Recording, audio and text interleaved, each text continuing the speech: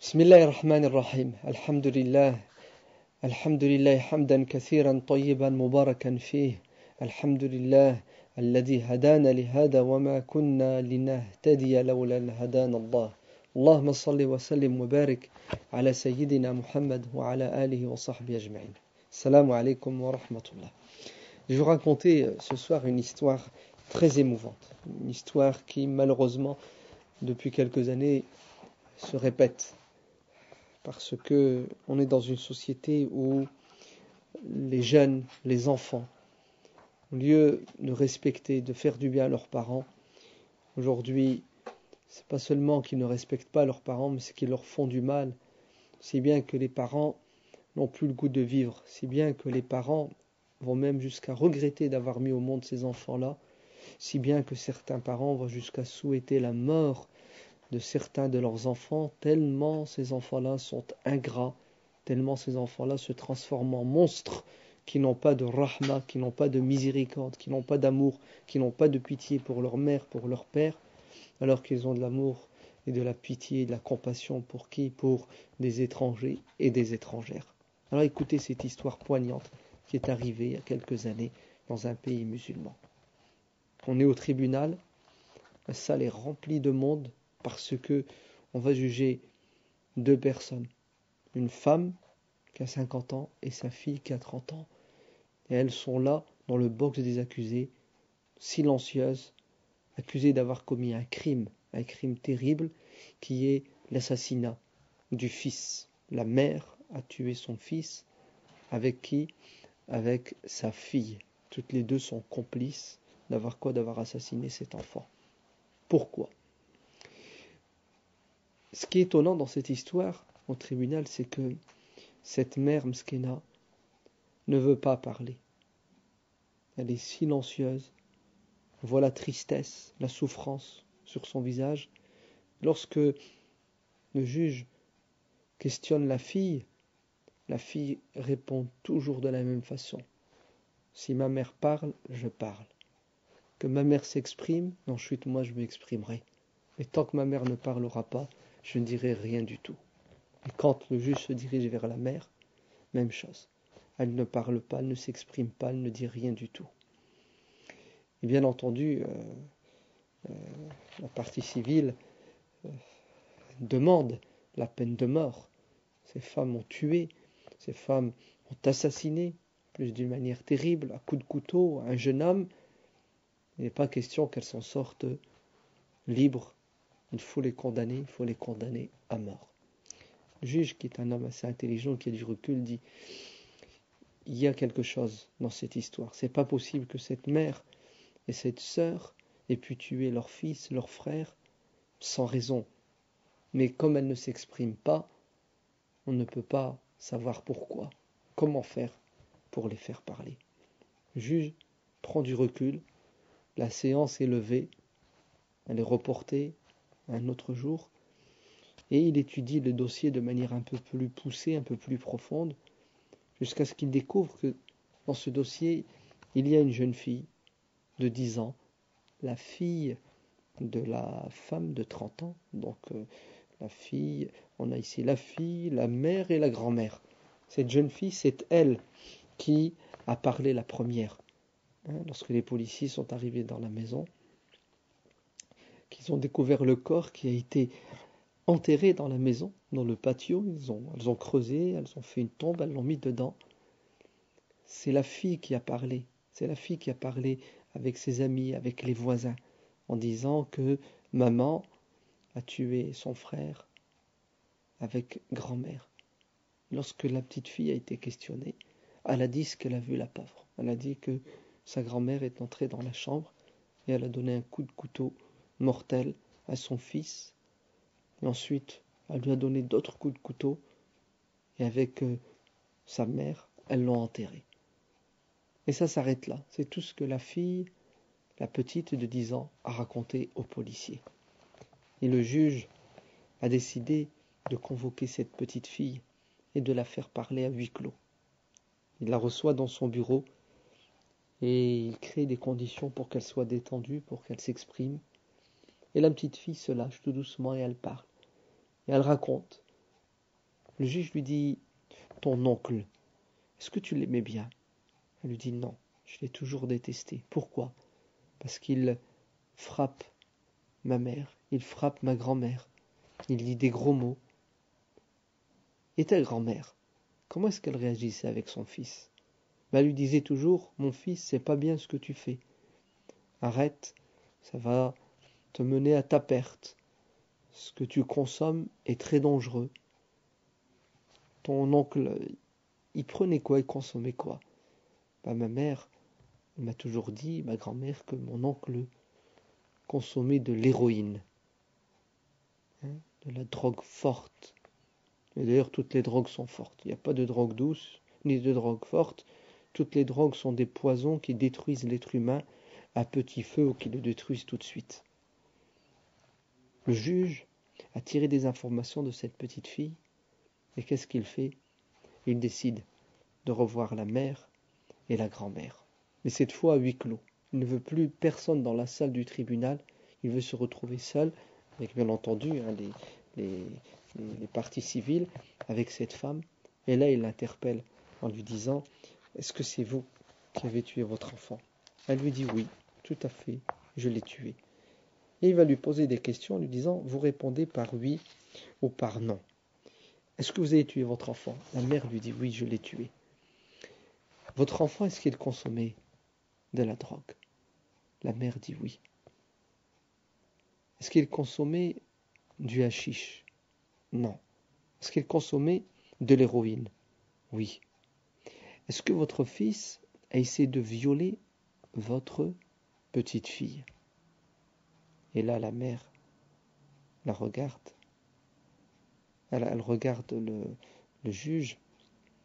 Elle lui dit non. Et là, le juge est déçu. Il pensait avoir compris pourquoi cette mère avait tué son fils. Il pensait avoir compris que ce jeune homme était entré sous l'effet de la drogue, il ne savait plus ce qu'il faisait, et il a essayé de violer une petite fille de 10 ans. Mais la mère, malheureusement, répond en disant non. Et là, le juge recommence à nouveau à lui poser des questions, et il lui dit, écoutez, je sais que si vous avez agi de cette manière, c'est que vous avez une bonne raison. Mais si vous ne m'expliquez pas pourquoi, je ne peux pas être impartial, je ne peux pas porter un jugement juste. Et il la supplie de s'exprimer. Et là, la pauvre mère, la grand-mère, va se mettre à parler. Et elle va raconter ses souffrances.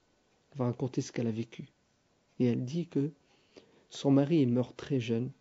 Il l'a laissé seul avec 2 enfants, un garçon et une fille. Et qu'elle a décidé de ne pas se remarier uniquement pourquoi? Pour s'occuper de ses 2 enfants. Et toute sa vie, elle a travaillé. Toute sa vie, elle s'est sacrifiée. Toute sa vie, elle s'est donnée à 100% pour qui? Pour sa fille et pour son garçon. Et en particulier pour le garçon, puisqu'elle espérait que cet enfant allait devenir pour elle son soutien, allait devenir pour elle celui qui va remplacer son mari en étant l'homme de la maison. L'enfant va grandir, mais malheureusement, au lieu d'être sérieux, au lieu de travailler à l'école, au lieu de rentrer à la maison en temps et en heure, au lieu d'écouter sa mère, plus l'enfant grandissait, plus il devenait désobéissant, plus il devenait rebelle, plus il refusait d'obéir à sa mère, de suivre ses enseignements, plus il refusait de travailler à l'école. Elle faisait tout pour l'aider dans ses devoirs. Elle faisait tout pour qu'il ne traîne pas avec les délinquants dans la rue. Mais il y a quelque chose qui l'a tiré vers quoi? Vers tout ce qui est haram, tout ce qui est interdit, tout ce qui est contre la morale, tout ce qui est contre le bon sens. Et cette mère va patienter avec cet enfant. Et elle va garder l'espoir. Elle se sacrifie. Elle se prive pour lui.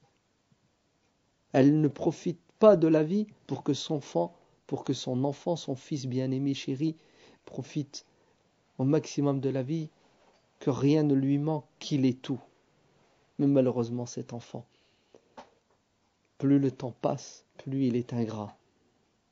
La fille grandit, elle se marie, elle quitte la maison, elle fonde son foyer, Et cette pauvre mère se retrouve seule avec cet enfant qui ne cesse de la décevoir. Et ses rêves commencent à quoi? Commencent à tomber à l'eau. Elle espérait que son fils devienne un enseignant comme son père. Son père était prof. Elle espérait que son fils devienne un ingénieur, un médecin, ou tout simplement un honnête homme qui gagne de l'argent à la sueur de son front, quelqu'un qui ne triche pas, qui ne vole pas, qui n'arnaque pas, bref, quelqu'un qui allait lui apporter la paix et le bonheur, alors que toute sa vie, elle a vécu dans la privation.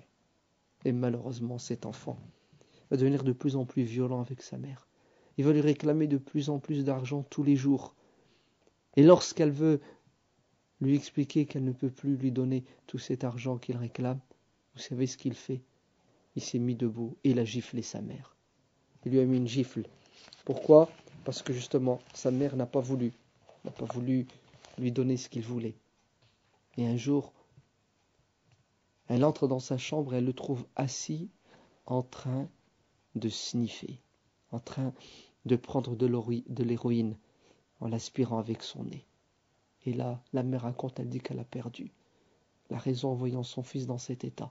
Parce qu'elle sait, elle a regardé des émissions télévisées sur les dangers de l'héroïne.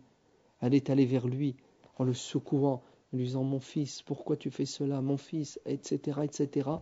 Et lui, sans pitié, sans, sans, sans aucun sens d'humanité, vous savez ce qu'il fait? Il se met à frapper sa mère. Il se met à lui arracher ses vêtements. Il se met à la bousculer, à la battre. Et cette pauvre mère, la pauvre mskina, qu'est-ce qu'elle fait? Elle se met à pleurer, elle s'enferme dans sa chambre et elle souffre. Et les jours passent et son fils empire. Jusqu'à un jour, elle raconte une nuit. Bien sûr, monsieur ne rentre plus à l'heure. Il rentre à des heures très tardives. Et elle dit qu'une nuit, il est rentré vers 3 heures du matin. Et il est allé dans sa chambre. Et il s'y met à quoi? Il s'y mit à agresser sa mère. Il a tenté de la violer. Et elle s'est défendue comme elle pouvait. Il l'a griffée, il l'a frappée, il lui a arraché ses vêtements et elle a réussi à quoi? À échapper aux griffes de ce lion. Souvenez-vous, c'est son enfant, son garçon unique pour qui elle s'est sacrifiée toute sa vie. Elle réussit à sortir de la maison, plein milieu de la nuit, et elle court, elle se sauve. Et alhamdoulilah, heureusement qu'il est tard, il n'y a personne pour la voir, parce que c'est pour elle la pire des choses. Et elle se sauve pour aller se réfugier chez sa fille. Elle frappe à la porte. Sa fille se réveille avec son mari. Ils accueillent leur mère et la vont dans cette situation. Et vous savez ce que fait cette pauvre mère? Parce qu'elle veut toujours couvrir son fils. Elle ne veut pas dire du mal de lui. Elle leur dit, ce sont des voleurs qui sont rentrés chez moi, qui m'ont agressé, qui m'ont pris mes biens. Et la pauvre mère, sa fille, son beau-fils, essaie de la calmer, de la réconforter. Et ne croyez pas que la mère a pu dormir. Elle n'a cessé de pleurer dans sa chambre. Et la journée, elle a craqué. Et elle s'est mise à se confier à qui? À sa fille, en lui racontant la vérité, en lui disant, voilà, ce ne sont pas des voleurs en fait. C'est ton frère. Voilà ce qu'il m'a fait, voilà ce qu'il m'a fait, voilà ce qu'il m'a fait. Et là, la fille donne un conseil à sa mère, elle dit, maman, reste ici chez moi, habite avec moi. Il est hors de question que tu retournes chez toi avec ce monstre.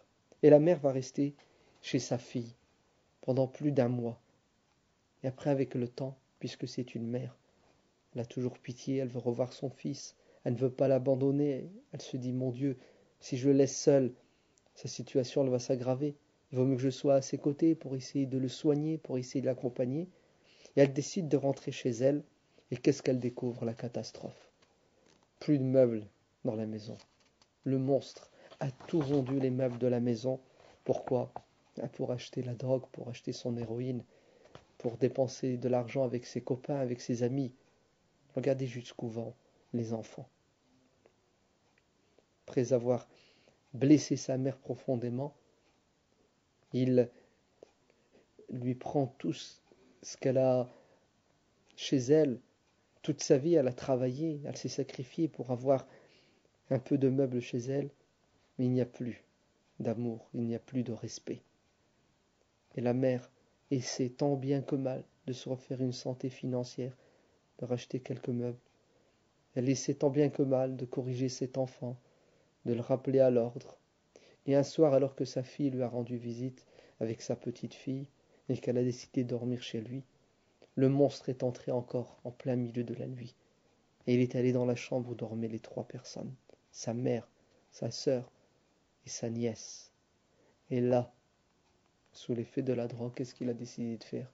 Il a décidé à nouveau de s'attaquer, non pas à sa mère cette fois ou à sa sœur, mais à la petite fille de 10 ans, en essayant de la violer. Alors il agresse. La mère et la sœur essaient d'arrêter le monstre, mais il est trop fort. Physiquement, elles ne tiennent pas, elles ne font pas le poids. Et la mère, Mskena, pour sauver sa petite fille de 10 ans, elle est allée dans la cuisine, elle est revenue avec un couteau qu'elle lui a planté dans le dos. Et elle l'a achevé ensuite. Sous l'effet de la colère, de l'hystérie, de la folie, elle lui a donné des dizaines et des dizaines de coups de couteau. Voilà. Ce monstre a poussé sa mère à perdre la raison, a poussé sa mère à réagir pour sauver une petite fille de 10 ans innocente. Ce monstre a poussé sa mère à se donner la mort. Parce qu'en vérité, c'est pas son fils qu'elle a tué, mais c'est elle-même qui s'est tuée. Car c'est bien la pire des choses pour une mère, donner la mort à son fils. Quelque part, les coups de couteau, c'est elle qui les a reçus. Les coups de couteau, c'est elle qui se les a donnés. C'est elle qui, toute sa vie, va garder ce souvenir. Toute sa vie, elle va sans doute se faire des remords. Et elles ont pris ce monstre et elles l'ont enterré dans la maison. Et la petite fille est traumatisée, la pauvre. Elle a assisté à la scène. Elle a tout vu, elle a tout entendu. Et elle finira par parler dans son entourage. Et c'est là qu'on a découvert. C'est là qu'on a découvert le corps et ce qui s'est passé. Et le juge, après avoir écouté l'histoire de cette mère, l'histoire de cette sœur et de la petite fille, va décider de les libérer, de les innocenter, de dire qu'elles ne sont pas coupables de ce qui s'est passé. Les premiers coupables, ce sont ceux qui malheureusement vendent la drogue ou ceux qui laissent les autres vendre de la drogue. Le premier coupable, c'est notre société qui, au lieu d'enseigner aux enfants l'obéissance, le respect aux parents, enseigne aux enfants qu'à un moment donné de leur vie, la crise d'adolescence, c'est quelque chose de normal et de naturel. Et on grandit avec quoi? Avec cette idée qu'à un moment donné, il faut s'opposer à nos parents. Il faut se rebeller contre nos parents. Il faut qu'on se libère de quoi? De la tutelle de nos parents. Il faut qu'on devienne indépendant. Il faut qu'on rende à nos parents le bien qu'ils nous ont fait par le mal. Le mal à travers notre manière de leur parler, même de les regarder, à travers notre comportement, à travers les échecs dans notre vie, qui sont des échecs pour nos parents, qu'ils vivent encore de manière beaucoup plus catastrophique. Alors les enfants, les jeunes, Allah barik fikum, ne devenez pas des monstres en désobéissant à vos parents, ne devenez pas des monstres en poussant vos parents à la mort psychologique, à la mort sentimentale, parce que nous avons besoin de nos parents et nos parents ont besoin de nous. Parce que s'il faut bien respecter et vénérer des personnes, ce sont nos parents, car nos parents sont uniques. On peut perdre un mari et en retrouver un autre, une épouse et en retrouver un autre. On peut perdre des frères et en avoir des autres, des sœurs et en avoir des autres. Des enfants, on peut en perdre et en avoir des autres. Mais les parents sont uniques, comme Dieu est unique. Dieu est un, nos parents sont un. On n'a qu'un père, on n'a qu'une mère. C'est pour cela Dieu dans le Coran nous demande de l'adorer lui seul, l'unique, et juste après il nous dit وَبِالْوَالِدَيْنِ إِحْسَانًا. Adorez-moi, Dieu l'unique, et soyez excellents aux côtés de vos parents, parce que vos parents sont uniques, parce que vos parents n'ont pas d'équivalent, parce que vos parents ne sont pas remplaçables. Voilà, c'était l'histoire triste de cette pauvre mère et de son fils s'est sacrifié pour lui, et lui il l'a sacrifié. Et toute sa vie, la pauvre, elle vit avec ce cauchemar.